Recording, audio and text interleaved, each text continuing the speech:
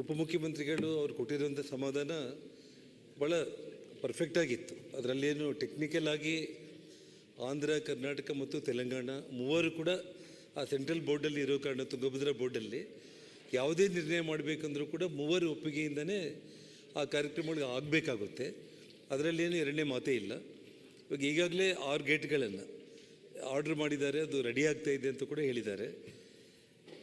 ಎರಡನೇ ಬೆಳೆ ಒಂದು ವೇಳೆ ಕೊಳ್ಳಿಕ್ಕೆ ಆಗಲಿಲ್ಲ ಅಂತಂದರೆ ಅದು ನಮ್ಮ ಶಿವರಾಜ್ ಸಂಗಡಿಗೆ ಅವ್ರಿಗೂ ಗೊತ್ತು, ನಾವಾಗಲಿ ಎಲ್ರಿಗೂ ಕೂಡ ನಿದ್ದೆ ಕೂಡ ಇರಲ್ಲ. ಇವತ್ತು ನಾವು ಸದನದಲ್ಲಿ ತಾವು ಎರಡನೇ ಬೆಳೆ ಇರಲ್ಲ ಅಂತ ಹೇಳಿದ್ದೀರಿ. ಇದು ಈಗಾಗಲೇ ಎಲ್ಲ ಟಿ ವಿಗಳ ಮೂಲಕ ನೋಡ್ತಾ ಇರ್ತಾರೆ. ಎಲ್ಲರೂ ಮನೆಗಳ ಹತ್ರ ಸುತ್ತಾಡಿಕೊಂಡು ಸಾವಿರಾರು ರೈತರು ಗಲಾಟೆ ಮಾಡುವಂಥದ್ದು ಬರೋದು ಇವೆಲ್ಲ ಇರುತ್ತೆ. ಬಟ್ ಆದರೆ ಒಂದು ನಾವು ರೈತರಿಗೆ ಕೂಡ ಇವತ್ತು ಒಳ್ಳೆಯ ಸಂದೇಶ ಕೊಟ್ಟರು ಡೆಪ್ಯೂಟಿ CM.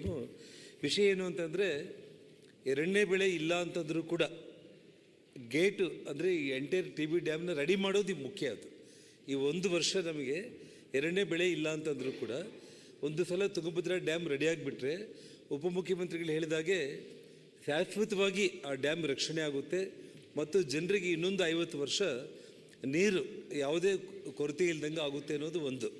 ಹಾಗಾಗಿ ರೈತರನ್ನ ನಾವೆಲ್ಲರೂ ಕೂಡ ಸೇರಿ ಜಿಲ್ಲಾ ಉಸ್ತುವಾರಿ ಮಂತ್ರಿಗಳು, ತಂಗಡಿಗೆ ಅವರು, ನಾನು ಎಲ್ಲ ನಮ್ಮ ಶಾಸಕರೆಲ್ಲರೂ ಆ ಭಾಗದ 4 ಜಿಲ್ಲೆ ಶಾಸಕರು ರೈತರನ್ನ ನಾವು ಕನ್ವಿನ್ಸ್ ಮಾಡ್ಬೋದು. ಯಾಕೆಂದರೆ ಡ್ಯಾಮು ರೆಡಿಯಾಗೋದು ಮುಖ್ಯ ಅನ್ನೋದು ಒಂದು.